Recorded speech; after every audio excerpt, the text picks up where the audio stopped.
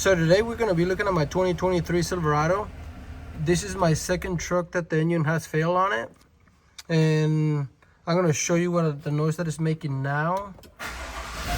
At idle, it's not making any noise, but at 2,500 RPMs,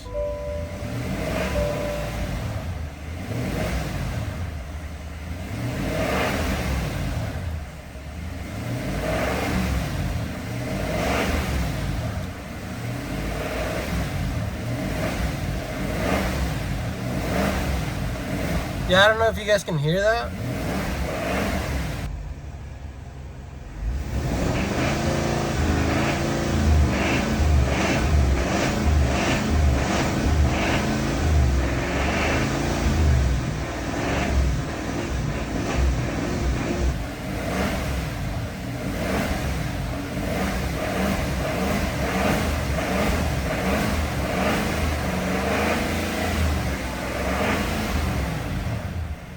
But it sounds like a diesel basically.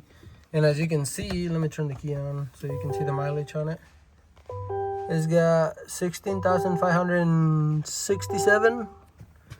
My other truck failed like 5,000 miles on it. I ended up trading that truck in because it was gonna take like 6 months to get an engine. So I decided to get a different truck, and now this one failed at 60,000 miles, 16,000 miles.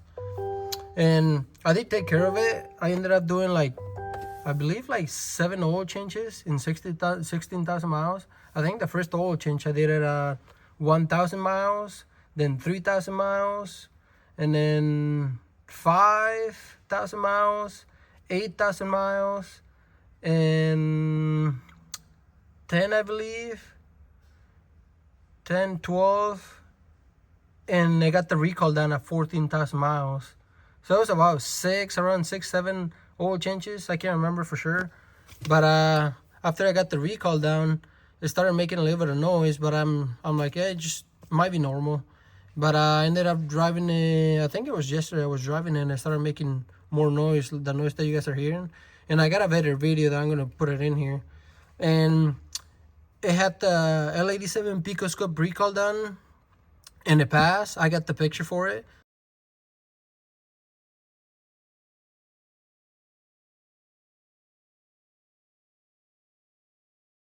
I took a picture of the test when it passed, and it's got it went from 020, OW20 to OW40, and I'll show you guys the cap. Let's open the hood and show you guys the cap. So right there we got a 6.2, and then if we go over here, I did get the oil change done, or the recall, the L87 recall, where they do the oil change, and then replace your oil cap with a OW40 cap. And it's got a OW40 oil in it. And as you can see, it has failed. I gotta take it to the dealership and see how long the engine's gonna take to replace, or if we even have one. And then I guess I'll keep you guys updated on it.